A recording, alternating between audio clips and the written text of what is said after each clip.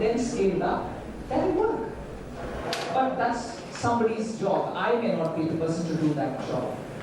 And once that job is done by somebody, maybe Commerce Ministry can facilitate. But Commerce cannot do it because why should I do it only for that? I can then do everybody else's business and become the anchor for it. Well, some people have already begun on that, but as far as various synergies that you spoke of within the government, departments, textile department, agriculture department, Yeah, the same rule applies then to the thing which I've said for others. Thanks, Arthur. Safi from the Singapore Engineer Investor had a question for you. I believe in the time to spend with the evening with us. This question is more on the investment side of things, and the reason is because even as we keep building the entrepreneurial ecosystem, we need investments to keep flowing in. And the one thing that continuously pops up for startups is as they need a round of funding, they are sometimes tied to the macro environment. For example, HNIs or angel investors do not fund startups when the stock market crashes, when the real market is low. And the reason that this is sometimes is because there's a lack of liquidity. And in the longer term, no country has actually solved this. But what I'm asking is there something within the Ministry of Commerce, a structured environment where you can buy and sell secondary shares in startups, and this will increase, I'm sure, investment? No, a very important suggestion. And I'll certainly go back to the Finance Ministry because which deals with liquidity along with the Reserve Bank. To see how best we can handle it, I truly appreciate the point that ultimately it's not just the investors alone, but if there is a liquidity crunch, it's not going to help the situation. So let's see, because liquidity today, the crunch today is not affecting just the startups, it's affecting commercial activities as a whole. And it will therefore hit the startups much more. This is a thought which I have to work on. I have to see how best, let's say the Finance Ministry together with RBI are sensitive to it.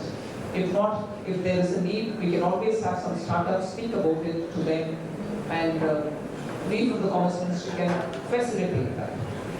So let's see, you can put your ideas across to me, I can also think about it and see how best we can move forward. But I take that as a very critical policy linked suggestion. It is important. Shivam from Galileo had a question, so after that you can address yours. Thanks.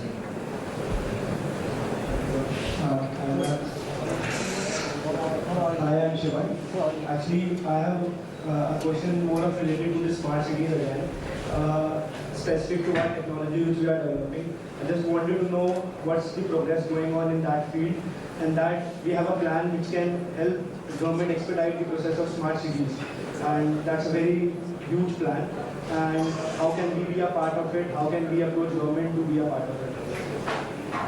Thanks.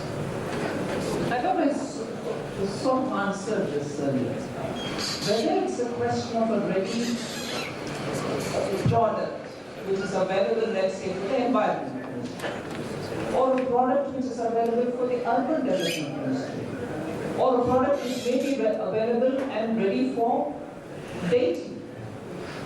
If there is a platform in which all these, the startup, that product which can be of use because either we are going to help in our international due diligence, or product which is going to help in terms of your bettering the efficiency of organizations, or that which is readily available for what we think is going to make a smart city. If all this is somewhere, for me to say, when government policy is being made, can this be a product of a smart startup be encouraged in government procurement?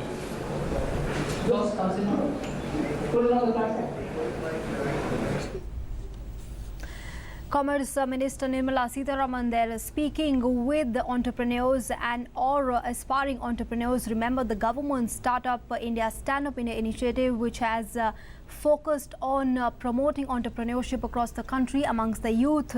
The government has been focusing on making job seekers to transform them into job creators. The minister there was listening in to those entrepreneurs and taking suggestions from them as to what they feel about the businesses or the startups that they may want to open, and hence taking forward suggestions from them in an interaction with the entrepreneurs there. We'll get you more